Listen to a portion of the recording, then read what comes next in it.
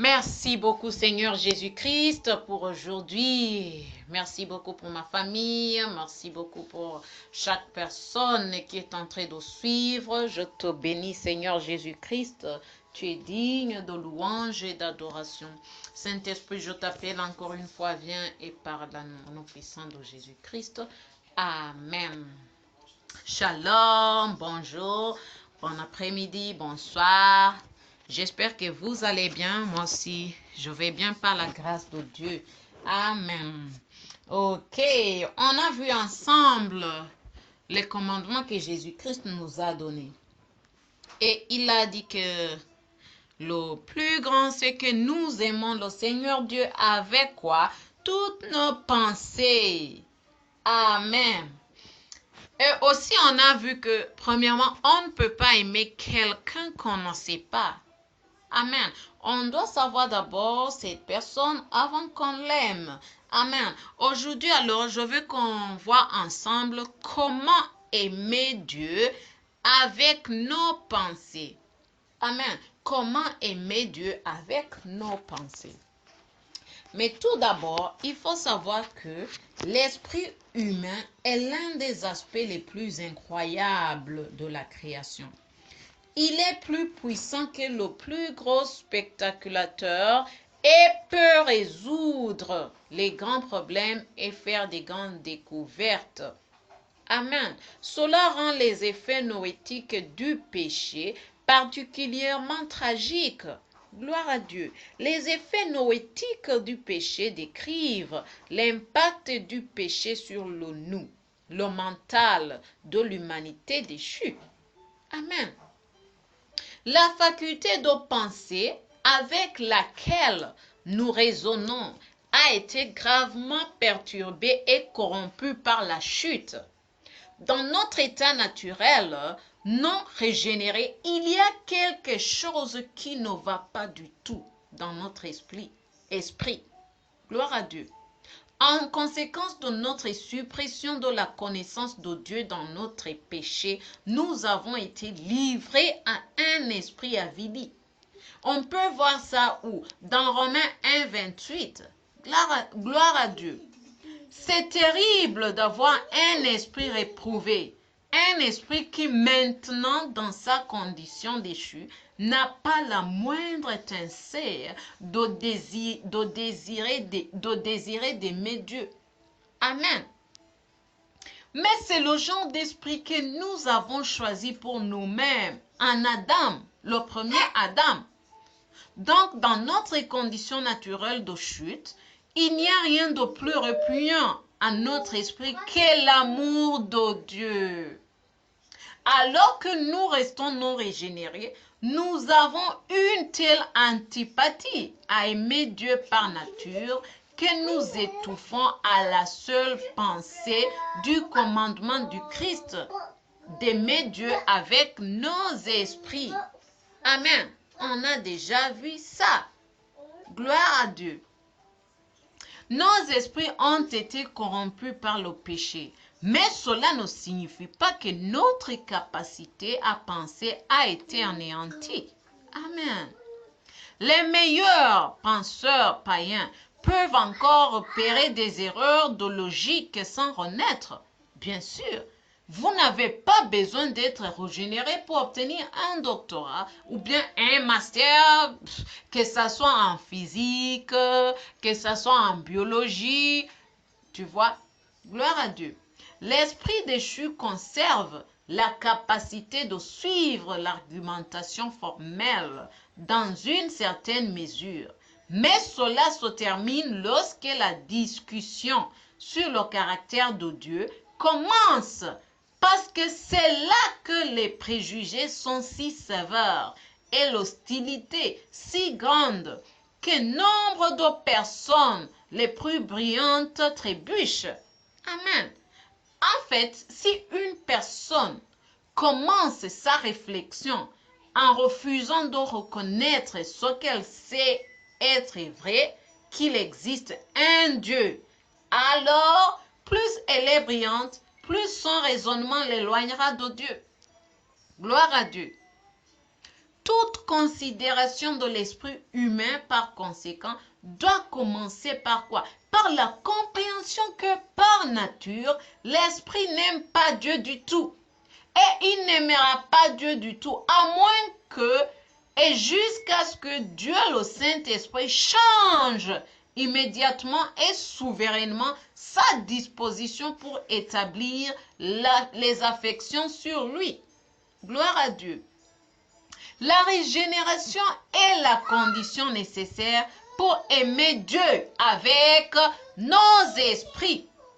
Sans elle, il n'y a pas d'amour de Dieu. Donc, nous devons nous débarrasser de cette idée qui est omniprésente dans le monde évangélique, que les incroyants sont des chercheurs de Dieu. Gloire à Dieu. L'homme naturel ne cherche pas Dieu. Les personnes non régénérées qui semblent chercher Dieu, comme la... Gloire à Dieu. Les personnes non régénérées qui semblent chercher Dieu, recherchent quoi? Recherchent les avantages que seul Dieu peut donner, pas Dieu lui-même. Gloire à Dieu. Ah! C'est très, très, très, très grand, hein? Mon frère, ma soeur. Il faut noter que cependant, toute l'antipathie de l'esprit envers Dieu n'est pas éliminée à la minute où nous sommes nés de nouveau. Non. Après la régénération, pour la première fois de notre vie, nous sommes disposés aux choses de Dieu plutôt que contre elles. Amen. On nous donne le désir d'avoir Dieu dans notre pensée plutôt que de mépriser l'idée d'avoir Dieu dans notre pensée. Amen. Mais les effets résiduels et le pouvoir de notre condition humaine déchue restent et ne sont pas entièrement éliminés tant que nous ne sommes pas glorifiés au ciel. Amen. Tout le pèlerinage de la vie chrétienne dans notre sanctification est donc celui dans lequel nous cherchons à aimer Dieu de plus en plus avec nos esprits. Gloire à Dieu. La recherche de Dieu est l'affaire principale du chrétien. Oui. Amen. Alors, mon frère, ma soeur, tu peux te demander une question. Comment puis-je chercher Dieu? C'est en poursuivant le renouvellement de nos esprits. Amen. C'est comme ça qu'on peut chercher Dieu. Nous n'obtenons pas l'amour de Dieu d'une prothèse de hanche, ou bien prothèse de genou, ou bien transplantation cardiaque, ou bien on t'a aidé à avoir encore de l'œil. Non. Ok. En résumé, je dis que ce n'est pas à cause des miracles. Non. La seule façon dont nous pouvons être transformés est d'avoir un esprit renouvelé. On peut le voir où? Dans Romains chapitre 12, versets 1 et 2. Gloire à Dieu. Un esprit renouvelé résulte de la poursuite diligente de la connaissance de Dieu. Gloire à Dieu. Si nous méprisons la doctrine, si nous méprisons la connaissance, cela indique probablement que nous sommes toujours ou dans cette condition déchue où nous ne voulons pas de Dieu dans notre pensée, ou bien dans nos pensées. Gloire à Dieu. Les vrais chrétiens veulent que Dieu domine leurs pensées et remplisse leur esprit d'idées de lui-même. Ah! Je ne sais pas si tu t'es demandé, mon frère, ma soeur, pourquoi le Seigneur nous a dit que nous sommes appelés à aimer Dieu avec nos pensées? Est-ce que tu as au moins pensé à ça? Amen. On ne parle pas généralement d'amour en termes, tu sais, d'activité intellectuelle. En fait, la plupart de notre compréhension de l'amour dans notre culture séculière est décrite dans des catégories passives. On ne parle pas de sauter amoureux. Toi-même, tu le sais, hein? Parce que beaucoup de gens me disent, oh, je suis tombée amoureuse de cette personne, ou bien je suis tombée amoureuse de cette personne. Tu vois? Donc, c'est comme si c'était un accident. Amen. Mais le véritable amour n'est pas une chose involontaire. Non, tu ne peux pas dire je suis tombé amoureux. Non, non, ce n'est pas une chose involontaire. Tu ne peux pas dire je suis sauté amoureux de cette personne. Non, non, non, non. Bien, je suis sauté amoureuse de cette personne. Non. Le véritable amour n'est pas une chose involontaire. C'est quelque chose que nous faisons délibérément en nous basant sur quoi? Sur notre connaissance de la personne que nous aimons. Gloire à Dieu. C'est pour cela qu'on a vu ensemble la fois passée que on ne peut pas aimer une personne qu'on ne sait pas. Rien ne peut être dans le cœur qui ne soit d'abord dans l'esprit. Ça aussi, c'est l'autre point à savoir. Amen. Et si nous voulons avoir une expérience de Dieu directement là où nous contournons le mental, nous sommes dans une course folle. Cela ne peut pas arriver. Nous pouvons augmenter l'émotion, le divertissement ou l'excitation, mais nous n'allons pas augmenter l'amour de Dieu parce que nous ne pouvons pas aimer ce que nous ne connaissons pas. Amen.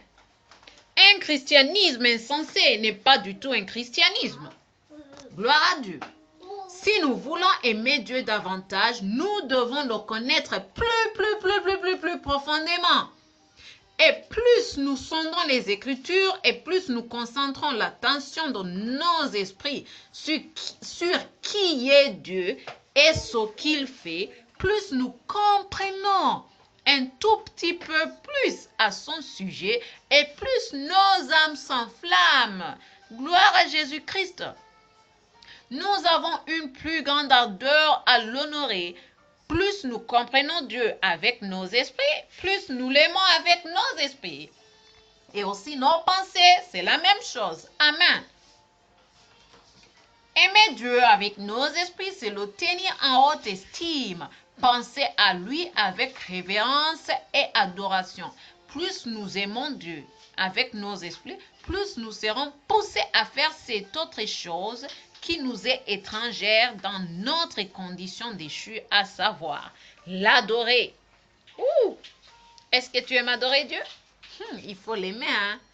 Gloire à Dieu. Poursuivre Dieu avec notre esprit simplement pour le plaisir intellectuel et sans le but ultime de l'aimer et de l'adorer, c'est passer à côté de ce que cela signifie de l'aimer avec notre esprit. Amen. La vraie connaissance de Dieu porte toujours du fruit dans un plus grand amour pour Dieu et un plus grand désir de le louer. Plus nous le connaîtrons, plus il nous apparaîtra glorieux. Et plus il nous apparaîtra glorieux, plus nous serons inclins à le louer, à l'honorer, à l'adorer et à lui obéir. Gloire à Dieu. Donc, en résumé, il faut que tu saches que aimer Dieu avec ta pensée, c'est mettre Dieu la priorité dans tes pensées. Amen. Pas que à chaque instant tu penses à ce que tu vas manger ou bien ce que tu vas porter ou bien où tu vas aller. Non. Parce que même Dieu a dit qu'il sait ce dont nous avons besoin. Amen. Donc, il ne faut pas que tu te tracasses en rapport avec les choses du monde, tu vois quoi. Amen. Donc, il faut que tu mets Dieu dans ta priorité, comme priorité. Ok? Tu penses dans tes pensées, il faut que tu continues à penser en rapport avec Dieu. Tu penses Dieu, les choses divines. Amen. Je ne dis pas que tu dois penser seulement les choses divines, non, ou bien que tu dois penser seulement Dieu. Non, tu peux penser à autre chose, mais il faut que en priorité, ça doit être Dieu. Gloire à Dieu. Ok, je pense que c'est bon pour aujourd'hui. On va continuer demain. Que Dieu te bénisse, que Dieu te garde, que Dieu t'aide, te protège, toi et ta famille. Seigneur Jésus-Christ, je t'aime. Saint-Esprit, toi aussi, je t'aime. Oh, mon frère, ma soeur qui suit, je t'aime, mais il faut que il faut te souvenir que Dieu t'aime beaucoup plus. Oui. D'accord, alors, restez bénis, toi et ta famille. À demain. Au revoir.